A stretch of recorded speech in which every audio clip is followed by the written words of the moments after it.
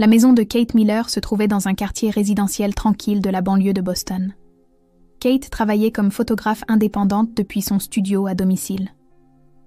Dans la douce lumière du matin qui filtrait par les fenêtres, elle polissait l'objectif de son appareil photo, tout en écoutant la conversation entre son mari et sa fille provenant de la cuisine. Son mari, David, était agent immobilier. Bien qu'il fût occupé en semaine et rentrât parfois tard, il trouvait toujours le temps de le passer avec sa famille le week-end. Et leur précieuse fille, Emily, était une petite fille vive et amicale qui venait d'avoir 4 ans. Ce matin-là aussi, le petit déjeuner pour 3 était dressé sur la table de la salle à manger. Emily balançait ses petits pieds tout en versant généreusement du sirop d'érable sur ses pancakes. « Maman, allons au parc aujourd'hui, » dit Emily avec un sourire. « Je veux refaire de la balançoire qu'on a vue hier. » Kate caressa doucement la tête de sa fille. « Bien sûr, ma chérie, nous pourrons y aller cet après-midi. » David posa sa tasse de café et vérifia sa montre. « Je rentrerai tôt aussi. Dînons ensemble, tous les 3. » Ces scènes matinales ordinaires étaient plus précieuses pour Kate que tout au monde. Rien de spécial. Juste eux 3, en bonne santé, assis autour de la même table. C'était suffisant. Quelques semaines plus tard, un week-end, David fit une suggestion au petit déjeuner. « Je pense emmener Emily faire un tour en voiture aujourd'hui. Nous prendrons la route côtière et nous nous arrêterons à ce glacier qu'elle aime tant. » Kate répondit en buvant son café. « Ça a l'air super. Est-ce que je devrais venir ?» David secoua doucement la tête. « La date limite pour ton client est la semaine prochaine, n'est-ce pas? Tu n'as pas à te forcer. Je l'emmène. » Kate hésita un peu, mais il était vrai qu'il lui restait beaucoup de photos à terminer. « Tu as raison. Je suis désolée, je te la confie. » Emily sauta de joie. « Super! Une balade en voiture avec papa. Maman, je t'achèterai un souvenir. » Kate prit sa fille dans ses bras et l'embrassa sur le front. « J'attendrai ça avec impatience. Soyez prudents. » Devant la porte d'entrée, Kate les regarda partir. David ouvrit la portière du SUV noir, installa Emily à l'arrière et attacha sa ceinture de sécurité. Emily agita sa petite main par la fenêtre et Kate lui répondit d'un signe de la main avec un sourire. Kate resta là jusqu'à ce que la voiture démarre lentement et disparaisse au coin de la rue. L'après-midi, Kate était absorbée par la retouche de photos dans son studio. Vers 17h, son téléphone portable sonna. C'était un numéro inconnu. « Est-ce que je parle à Madame Miller ?» fit une voix masculine calme. « C'est la police. Votre mari et votre fille ont eu un accident de la route. » Le téléphone faillit glisser des mains de Kate. « Où ? J'arrive tout de suite. » Le couloir de l'hôpital sentait le désinfectant. Kate courut, à bout de souffle, jusqu'à l'accueil et se précipita vers le service des urgences qu'on lui avait indiqué. David était assis sur un lit dans la salle de soins. Il avait un bandage autour du front et des éraflures au bras, mais sa vie ne semblait pas en danger. « David, où est Emily ?» demanda Kate en agrippant les épaules de son mari. David se couvrit le visage. « Je suis désolée, Kate. Je suis tellement désolée. » À ce moment-là, un médecin en blouse blanche et un policier entrèrent dans la pièce. L'officier prit la parole avec une expression grave. « Madame Miller, veuillez vous asseoir. » Kate secoua la tête. « Ma fille, laissez-moi voir ma fille. » L'officier prit une profonde inspiration. « La voiture est tombée d'une falaise et a pris feu. Votre mari a été éjecté et a survécu. Mais votre fille... » « C'est un mensonge. » La voix de Kate tremblait. « Laissez-moi voir ma fille tout de suite. » Le médecin dit doucement. « Le corps a été gravement endommagé par les hautes températures. Cependant, des échantillons d'ADN prélevés à l'intérieur de la voiture ont été analysés et ont confirmé qu'il s'agissait de votre fille. » Les genoux de Kate se dérobèrent. David tenta de la soutenir, mais Kate s'effondra sur le sol. Elle hurla, appelant le nom d'Emily encore et encore. Les funérailles auront lieu une semaine plus tard. Le petit cercueil blanc ne contenait aucun corps, seulement quelques restes. Kate se tenait devant le cercueil et toucha son couvercle de ses mains tremblantes. Elle ne pouvait ni serrer sa fille dans ses bras, ni lui donner un dernier baiser. Devant les personnes venues présenter leurs condoléances, David versa des larmes. « Je n'ai pas pu protéger ma fille. C'est ma faute. » Sa voix était pleine de remords. Après la fin des funérailles et le départ des invités, Kate entra seule dans la chambre de sa fille. Une peluche préférée était posée sur le lit et des dessins au crayon que sa fille avait faits étaient affichés sur les murs. Kate s'assit sur le lit et serra la peluche contre sa poitrine. « Emily, maman est là. Où que tu sois, maman t'aimera toujours. » David se tenait à l'entrée de la chambre. « Kate, nous devrions suivre une thérapie. Nous devons surmonter ce chagrin ensemble. » Kate ne répondit pas. Elle continuait simplement de serrer la peluche de sa fille. Environ 3 mois après l'accident, Kate conservait toujours la chambre d'Emily exactement comme elle était. La boîte à jouets contenait encore des blocs colorés, et de petites robes et vestes étaient en suspendus dans le placard. Kate entrait dans cette chambre chaque matin, faisait le lit et ouvrait la fenêtre pour laisser entrer l'air frais, comme si sa fille pouvait rentrer à tout moment. Un soir, David s'arrêta devant la chambre.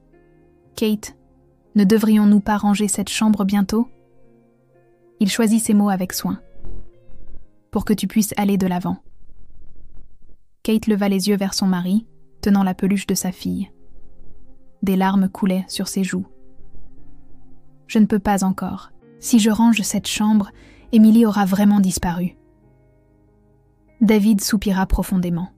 « Je comprends. Ne te précipite pas. Prends ton temps, » dit-il avant de quitter la pièce. Kate était reconnaissante de la gentillesse de son mari, mais sentait d'une manière ou d'une autre une distance. Même s'ils étaient censés partager la même douleur, leurs chagrins ne se croisèrent pas. La meilleure amie de Kate, Lisa, lui rendait visite 1 fois par semaine. Lisa travaillait comme conseillère psychologique et s'inquiétait de l'état de Kate. « Kate, sortons un peu, petit à petit, même juste pour une promenade, » dit Lisa en préparant le thé dans la cuisine. Kate regardait fixement par la fenêtre. « Que devrais-je faire dans un monde sans ma fille ? Même quand je prends des photos, le sourire d'Emily n'y est pas. Même quand je passe près du parc, je vois la balançoire où je jouais avec elle. Tout me rappelle la douleur. » Lisa posa sa main sur l'épaule de son amie. « Tu as besoin de temps, mais tu dois vivre. Emily voudrait que sa maman soit heureuse. » Kate ne répondit pas. Le mot « bonheur » lui semblait être quelque chose qui n'avait plus rien à voir avec elle. David disait que le travail devenait plus prenant et commença à rentrer de plus en plus tard. Il n'était plus rare qu'il rentre à 22 ou 23 heures. « C'est dur d'être seul », se plaignit Kate un soir. « À attendre dans cette maison silencieuse que tu rentres. » David répondit avec une expression fatiguée en desserrant sa cravate. « Je suis désolée, mais je dois travailler.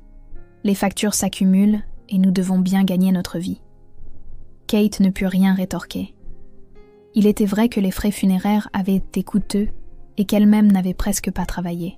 Elle comprenait que son mari devait travailler, mais la solitude s'intensifiait de jour en jour. Environ 6 mois après l'accident, Kate décida de reprendre progressivement le travail. Elle accepta la demande d'un client et alla photographier un mariage. Mais en voyant les sourires heureux des mariés, elle se souvint du bonheur qu'elle avait connu autrefois.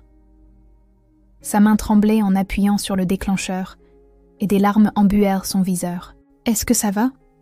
demanda la mariée avec inquiétude. Kate essuya rapidement ses larmes. « Je suis désolée. Donnez-moi juste un instant. » Elle se précipita aux toilettes et regarda son propre visage dans le miroir. Hagard, avec des cernes sous les yeux. Elle se demanda si c'était vraiment elle. Sa relation avec David devenait également difficile. Son mari essayait d'aller de l'avant. « Kate, nous devons continuer à vivre, » dit David un soir. « Je ne dis pas d'oublier Emily, mais nous ne pouvons pas rester immobiles pour toujours. » Kate fixa son mari. « Peux-tu oublier notre fille ? » « Bien sûr que non. » La voix de David devint plus dure. « Je souffre aussi, mais je ne peux pas m'enfermer dans une chambre et pleurer toute la journée comme toi. » Ils eurent leur première grosse dispute. Même s'ils étaient censés porter la même douleur, leur façon d'y faire face était trop différente. À partir de cette nuit-là, ils commencèrent à dormir dans des chambres séparées. Tard une nuit, Kate se réveilla, ayant soif. En allant à la cuisine pour boire de l'eau, elle entendit le smartphone de David sonner depuis le salon. En regardant l'horloge, il était plus d'1h du matin. Elle entendit David répondre précipitamment au téléphone. Kate observait depuis l'embrasure de la porte. « Désolée d'appeler si tard. Ce n'est pas grave. Ma femme dort. » La voix de David était basse, avec un ton intime. « Oui, je peux te voir la semaine prochaine à l'endroit habituel. » Kate sentit sa poitrine se serrer. Le lendemain matin, Kate demanda nonchalamment « Hier soir, le téléphone a sonné. C'était qui ?» David répondit sans lever les yeux de son journal. Un appel du travail. Un client avait quelque chose d'urgent. Kate observa l'expression de son mari. Il ne semblait pas mentir. Ou devenait-elle simplement paranoïaque? Peut-être que son chagrin l'empêchait de juger normalement. 9 mois jour pour jour après l'accident, Kate se rendit seule au cimetière. Elle déposa des fleurs devant la petite pierre tombale d'Emily et s'agenouilla. « Emily, maman fait de son mieux. Vivre sans toi est si difficile. » Kate posa la main sur la pierre tombale. « Mais tu sais, parfois je ne comprends pas. Es-tu vraiment au paradis ?» David avait dit qu'il ne pouvait pas venir à cause du travail. Kate parla seule à sa fille et rentra seule chez elle. Sur le chemin du retour, elle vit un groupe de mères qui avaient aussi perdu des enfants se réconforter mutuellement. Elles se soutenaient, partageant leurs larmes. Si Kate se joignait à elles, elle se sentirait peut-être un peu mieux. Mais ses pieds refusaient de bouger, car au fond de son cœur, il y avait une question qui ne la quittait pas. Elle n'avait pas vu le corps de sa fille. Elle ne faisait que croire aux résultats du test ADN. Emily était-elle vraiment morte? Kate secoua la tête. À quoi pensait-elle? La police et les médecins l'avaient confirmé. Elle n'arrivait tout simplement pas à accepter la réalité. C'est ce qu'elle se disait. Un jour, en nettoyant la voiture de David, Kate trouva un reçu sur le tableau de bord. Il provenait d'un magasin spécialisé dans les vêtements pour enfants. La date d'achat était de la semaine dernière. Une robe pour une fillette de 5 ans. Les mains de Kate tremblaient, mais elle ne chercha pas plus loin. Elle ne voulait pas soupçonner son mari. Dans son chagrin, son mari était son seul soutien. Si elle doutait de lui, elle serait complètement seule. Près d'1 an s'était écoulé depuis l'accident. Kate essayait progressivement de retrouver sa routine quotidienne. Le travail de photographie augmentait et les commentaires positifs des clients revenaient. Elle parvenait à sourire un peu, en surface. Mais au fond de son cœur, il y avait une douleur qui ne partait pas et un sentiment inexplicable que quelque chose n'allait pas. Les retours tardifs de son mari, les appels téléphoniques intimes, le reçu de vêtements pour enfants, des pièces éparses qui n'avaient pas encore formé une image flottaient dans son esprit. Le soir du premier anniversaire, Kate était assise seule dans la chambre d'Emily. Elle serra la peluche dans ses bras et regarda la photo de sa fille. « Emily, maman a vécu 1 an sans toi. Je ne pensais pas que ce serait si difficile, mais tu sais... » À cet instant, le smartphone de Kate vibra. En regardant l'écran, un message était arrivé d'un numéro inconnu. Kate l'ouvrit nonchalamment. Au moment où elle vit le texte affiché à l'écran, le cœur de Kate se mit à battre violemment. Ses mains tremblèrent et elle faillit laisser tomber le smartphone. « Maman, je suis en vie. Quoi que tu fasses, ne contacte pas papa. » Kate ne pouvait plus respirer.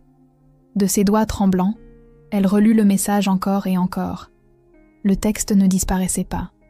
C'était réel. « Où es-tu » répondit frénétiquement Kate.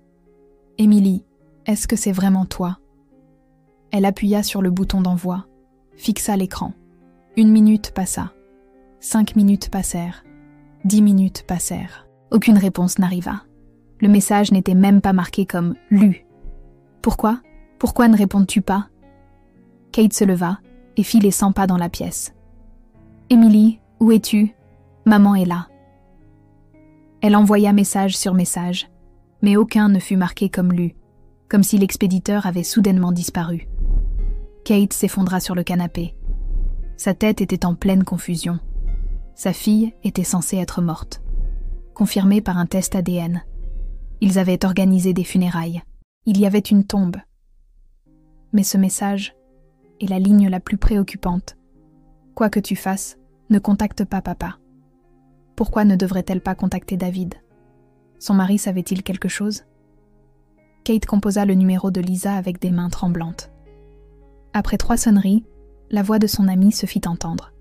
« Kate, qu'est-ce qui ne va pas à cette heure tardive ?»« Lisa ?»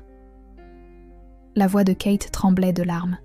« J'ai reçu un message incroyable d'Emily. » Il y eut un silence à l'autre bout du fil. « Kate, qu'est-ce que tu racontes ?»« J'ai reçu un message de ma fille disant qu'elle est en vie, mais il disait de ne pas contacter papa. » dit Kate en fixant l'écran. Est-ce que c'est réel ou est-ce la blague cruelle de quelqu'un? Lisa choisit ses mots avec soin. Kate, calme-toi. C'est très probablement une blague de mauvais goût. Emily, c'était il y a 1 an. Je sais, s'écria Kate. Je sais, mais mon instinct de mère me dit que c'est réel. Tu devrais contacter la police, dit Lisa. Si c'est vraiment en train de se produire, une enquête doit commencer immédiatement. Kate hésita. Mais il était écrit « Ne contacte pas papa ». Et si David était impliqué d'une manière ou d'une autre? Au moment où elle prononça ces mots, Kate comprit ce qu'elle soupçonnait. Elle soupçonnait son mari, que son mari pourrait être impliqué dans la mort de sa fille. « Ah, Kate, à quoi penses-tu » La voix de Lisa semblait inquiète.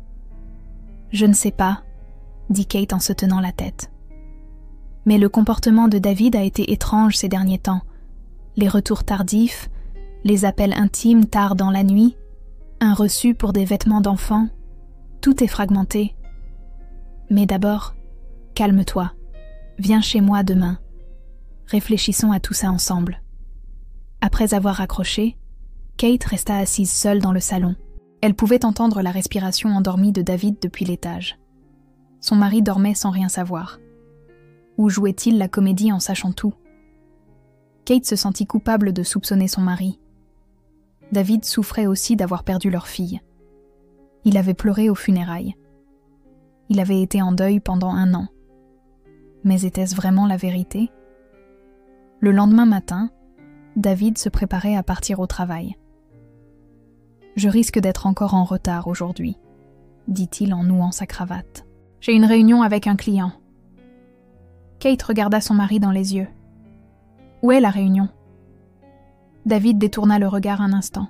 « Au bureau en ville, l'endroit habituel. »« À quelle heure penses-tu rentrer ?»« Je ne sais pas, peut-être 21 ou 22 heures. » David posa sa tasse de café dans l'évier. « Quelque chose s'est passé ? Tu n'as pas l'air bien. » Kate secoua la tête. « Rien. Fais attention. » Après le départ de David, Kate prit une décision. Elle allait suivre son mari. Elle devait connaître la vérité. À 18h, Kate attendait dans sa voiture sur le parking du bureau de David. Vers 19h, son SUV noir sortit. Kate le suivit à distance. Mais David ne se dirigea pas vers le centre-ville. La voiture se dirigea vers un quartier résidentiel de banlieue. Le cœur de Kate battait la chamade. Ce n'était pas une réunion de travail. Après environ 30 minutes de route, la voiture de David s'arrêta devant une maison dans un quartier résidentiel calme. Kate se gara un peu plus loin et observa, retenant son souffle. David sortit de la voiture et se dirigea vers la porte d'entrée. Il sortit une clé de sa poche. Il avait une clé. Cette maison n'était pas un endroit inconnu pour son mari. Kate sortit de la voiture. Ses jambes tremblaient. En s'approchant de la maison, elle put voir un interstice dans les rideaux de la fenêtre du salon. Kate s'approcha doucement de la fenêtre et regarda à l'intérieur. Et ce qu'elle vit fit s'effondrer le monde de Kate. David était dans le salon, assis à côté d'une jeune femme. Et entre eux, il y avait une petite fille. L'enfant dessinait avec des crayons de couleur. Le souffle de Kate se coupa. Les cheveux de l'enfant avaient un peu poussé. Mais il n'y avait aucun doute. C'était Emily, sa fille. Elle était en vie. Les larmes débordèrent. Sa fille était en vie. Mais pourquoi ici? Pourquoi avec David? Pourquoi depuis un an entier? À cet instant, Emily se tourna vers la fenêtre. Les regards de la mère et de la fille se croisèrent. Les yeux de sa fille s'écarquillèrent. Ses petites lèvres bougèrent. « Maman !» Mais la jeune femme remarqua ce regard et ferma rapidement le rideau. Kate, hors d'elle, courut vers la porte d'entrée. Elle frappa violemment à la porte. « Ouvrez, rendez-moi ma fille, Emily. » Quelques secondes plus tard, la porte s'ouvrit. David se tenait là. Son visage était d'une pâleur mortelle. « Kate, pourquoi es-tu ici ?» Kate bouscula son mari et entra. « Emily, c'est maman. » Quand elle entra dans le salon, la jeune femme tenait sa fille et reculait. La femme avait la trentaine, avec de beaux cheveux blonds. « Qui est cette personne ?» dit la femme. Kate tendit les bras vers sa fille. « Emily, n'aie pas peur, maman est là. » Emily tendit la main en pleurant. « Maman !» Mais la femme serra l'enfant contre elle. « De quoi parlez-vous ? Je suis la maman de cet enfant. Qui êtes-vous » Kate regarda la femme avec une expression d'incrédulité. Puis, elle se tourna vers son mari. « David, qu'est-ce que c'est que ça ? Explique-toi. » David ne put rien dire. Il se tenait là, le visage blême. Kate sortit son smartphone de ses mains tremblantes. « J'appelle la police tout de suite. »« Attends, Kate, » dit David pour la première fois. « Laisse-moi t'expliquer. »« Expliquer ?» La voix de Kate tremblait de colère. « Alors que ma fille est en vie, tu m'as trompée pendant un an entier. Tu as joué la comédie devant moi tous les jours, même en pleurant aux funérailles de notre fille. Tout n'était qu'un mensonge. » Kate était déjà en train d'appeler la police. « Allô, la police ? J'ai retrouvé ma fille qui a été kidnappée. Venez immédiatement, s'il vous plaît. » Quelques minutes plus tard, le son des sirènes commença à se faire entendre au loin. David et la jeune femme s'assirent, comme résignés. Emily pleurait dans les bras de Kate. Kate serra sa fille contre elle, sentant la chaleur qu'elle n'avait pas pu étreindre depuis un an. Et en même temps, une colère féroce envers son mari et la douleur de la trahison lui déchiraient la poitrine. Des policiers entrèrent dans la maison. À leur tête se trouvait l'inspecteur Thompson, qui avait l'allure d'un vétéran. Il observa la situation à l'intérieur avec des yeux calmes. « Quelqu'un peut-il m'expliquer la situation ?» dit l'inspecteur Thompson. Kate répondit en tenant toujours sa fille. « Cet enfant est ma fille, Emily Miller. Elle était censée être morte dans un accident de la route il y a un an, mais elle était en vie ici. » Les yeux de l'inspecteur se tournèrent vers David et la jeune femme. « Et vous êtes ?» David ne put rien dire et garda la tête baissée. La jeune femme prit la parole. « Je suis Jessica Harris, la collègue de cet homme. » À ce moment, Emily dit d'une petite voix depuis les bras de Kate. « Maman, j'ai eu peur. » Kate versa des larmes en caressant les cheveux de sa fille. « Tout va bien maintenant. Maman est là. Je ne te lâcherai plus jamais. » L'inspecteur Thompson dit « Vous aussi, veuillez nous accompagner au poste de police. Nous allons entendre les détails. » David regarda enfin Kate. « Je suis désolée, Kate. Kate regarda son mari froidement. « Ne dis rien, je ne peux plus croire un mot de ce que tu dis. » La salle d'interrogatoire du poste de police était éclairée par des néons froids. David était assis face à l'inspecteur Thompson, de l'autre côté du bureau. Dans la pièce voisine, Kate observait l'interrogatoire à travers une vitre sans teint avec Lisa. « Monsieur Miller, racontez-nous tout depuis le début, » dit calmement l'inspecteur Thompson. David prit une profonde inspiration. Puis il commença à parler. « J'avais une liaison avec Jessica depuis 3 ans. Elle voulait des enfants, mais le médecin lui avait dit qu'elle avait un problème utérin et ne pouvait pas tomber enceinte. » Kate serra les poings de l'autre côté de la vitre. Lisa posa une main sur son épaule. David continua. « Jessica était désespérée, et un jour elle a dit « Faisons d'Emily notre fille. » Au début, j'ai cru que c'était une blague, mais elle était sérieuse. L'inspecteur Thompson demanda « Alors, vous avez simulé l'accident ?» David hocha la tête. Ce jour-là, j'ai emmené Emily faire un tour en voiture. Jessica attendait à l'endroit prévu. Elle a sorti Emily de la voiture et l'a mise dans une autre voiture. Ma fille a pleuré et s'est débattue, mais les larmes débordèrent des yeux de Kate. Après ça, j'ai conduit la voiture près d'une falaise. Je l'ai mise en marche et j'ai sauté hors du véhicule. La voiture est tombée de la falaise et a pris feu. J'ai laissé quelques cheveux d'Emily dans la voiture pour le test ADN. L'inspecteur Thompson le fixa avec des yeux froids. Pourquoi être allé si loin ? David se couvrit le visage. J'aime Jessica. Je voulais fonder une nouvelle famille avec elle, mais je ne pouvais pas divorcer de Kate. Il y avait des problèmes de partage des biens et de garde de notre fille. Alors vous avez choisi de faire passer votre fille pour morte et de vivre avec votre maîtresse, termina l'inspecteur. Dans une autre salle d'interrogatoire, Jessica était interrogée. Elle a d'abord tenté de tout nier, mais s'est effondrée lorsque les preuves lui ont été présentées. « Je voulais juste être une mère », dit Jessica en pleurant. « Je voulais un enfant avec David. Mais je ne pouvais pas en avoir. Alors, j'ai pensé que nous ferions de la fille. Il avait déjà notre fille.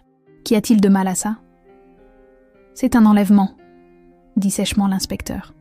« Et il y a aussi la maltraitance d'enfants, la simulation de décès et une éventuelle fraude à l'assurance. » Jessica leva les yeux. « Je ne l'ai pas maltraitée. J'aimais Emily. Je la nourrissais correctement. Je lui achetais des vêtements.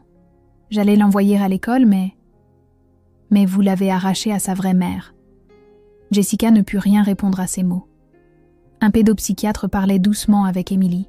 Kate était assise à côté de sa fille, tenant sa petite main. « Emily, où as-tu été pendant toute cette année ?» demanda doucement le psychologue. Emily répondit d'une petite voix. « Chez cette femme. Elle s'appelait Jessica. Papa venait aussi parfois. »« N'as-tu pas eu peur ?» Emily leva les yeux vers Kate. « J'ai eu peur, mais Jessica a dit que si je m'enfuyais, elle tuerait maman. Alors, j'ai supporté. Je voulais protéger maman. » Kate serra sa fille dans ses bras et pleura. Une enfant de 4 ans avait enduré la peur pour protéger sa mère. Ce fait lui déchirait le cœur. « Mais tu sais, » continua Emily, « un jour, j'ai trouvé le smartphone de papa quand Jessica prenait son bain. Je me souvenais du numéro de maman. Alors, j'ai envoyé un message, mais Jessica est revenue tout de suite et a pris le téléphone. C'est pourquoi il n'y avait eu qu'un seul message. Sa fille avait désespérément cherché de l'aide. Après qu'un médecin eut examiné Emily, il fit son rapport à Kate. Il n'y a aucun signe de maltraitance physique. Son état nutritionnel n'est pas mauvais non plus. Cependant, le traumatisme psychologique est grave. Un suivi à long terme sera nécessaire. Kate hocha la tête. Je ferai n'importe quoi pour ma fille.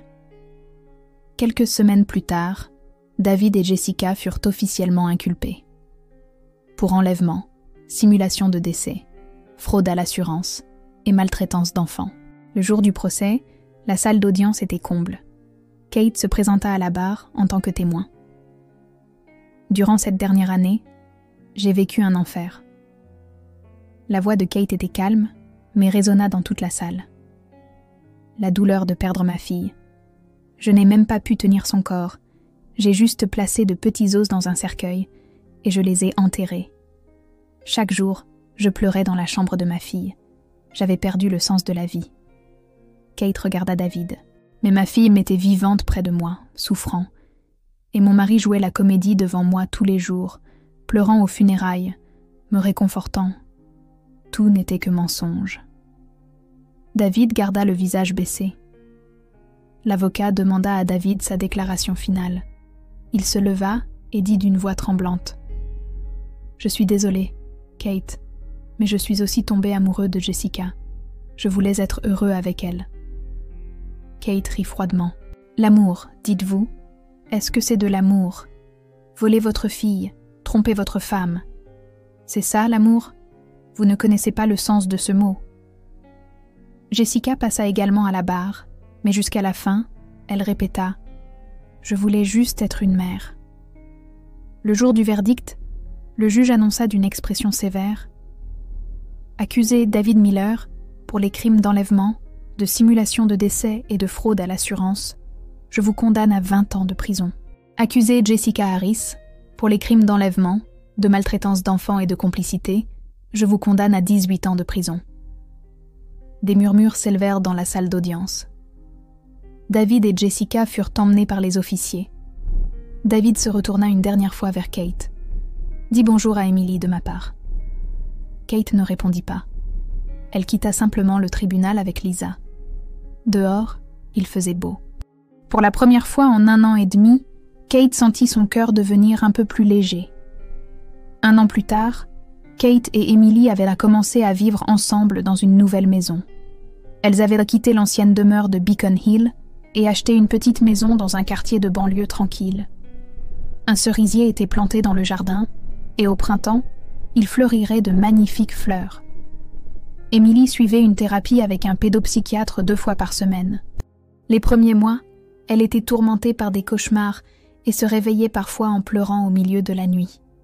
« Maman, j'ai rêvé que Jessica venait », disait Emily d'une petite voix.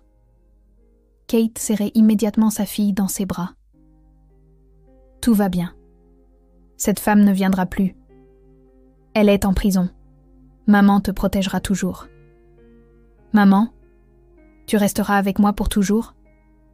Bien sûr, nous ne serons plus jamais séparés. Je te le promets. » Peu à peu, la fréquence des cauchemars diminua. Emily commença à fréquenter l'école primaire locale et se fit de nouveaux amis. Au début, les gens autour d'eux furent surpris que l'enfant supposée morte soit revenue, mais avec la bienveillance de l'enseignante, Emily s'intégra progressivement à la classe. Un jour, Emily rentra de l'école et lui montra un dessin. Le dessin au crayon de cire montrait 2 personnes se tenant la main et souriant. « Maman et moi », dit fièrement Emily, « notre famille. » Kate serra sa fille dans ses bras, les larmes aux yeux. « C'est un dessin magnifique. Je le garderai précieusement et je l'afficherai. » Kate avait également repris son travail de photographe. Cette fois, elle décida de se spécialiser dans la photographie de portraits d'enfants. Chaque fois qu'elle captait les sourires des enfants à travers l'objectif de son appareil, elle réalisait à quel point ses jours avec Emily étaient précieux. Lisa venait toujours lui rendre visite 1 fois par semaine. Les 2 amies buvaient du thé ensemble et réfléchissaient parfois à ce qui s'était passé. « Kate, tu t'en es vraiment bien sortie, » dit Lisa. « C'est grâce à ma fille, » sourit Kate en regardant Emily jouer dans le jardin. « Ma fille était en vie. Rien que ça me permet d'avancer. » 2 ans plus tard, au printemps, Emily avait 7 ans. À l'école, on lui donna comme devoir d'écrire une rédaction sur sa famille. Emily prit son crayon et écrivit soigneusement. « Ma famille, c'est juste maman. Mais maman est la plus forte et la plus gentille du monde. Avant, il y avait papa aussi. Mais papa a fait de mauvaises choses, et il n'est plus là. Maman et moi sommes heureuses ensemble. » L'enseignante lut la rédaction et appela Kate. « Emily devient une enfant formidable. Elle est très positive et attentionnée envers ses amis. » La poitrine de Kate se remplit d'émotion. Après avoir surmonté cette terrible épreuve, sa fille grandissait et devenait forte. Un soir, Emily posa une question à Kate. « Maman, c'est quoi une vraie famille ?» Kate assit sa fille sur ses genoux et répondit doucement. « C'est se protéger les uns les autres, ne pas se mentir, se soutenir quoi qu'il arrive. Être connecté non pas par le sang, mais par le cœur. C'est ça, une vraie famille. » Emily hocha la tête avec une expression sérieuse. « Alors, maman et moi, on est une vraie famille.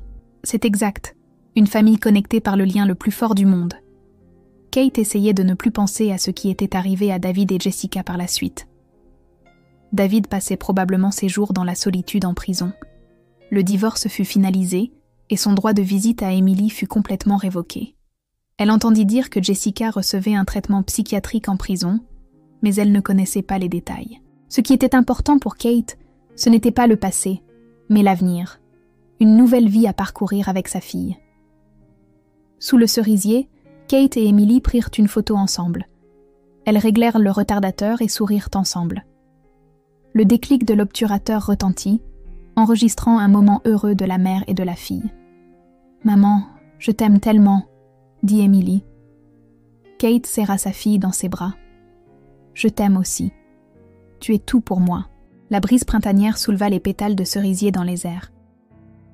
La mère et la fille, s'appuyant l'une sur l'autre, accueillaient une nouvelle saison en tant que vraie famille, connectée non par le sang, mais par le cœur. Et elles croyaient que ce lien pouvait surmonter n'importe quelle épreuve.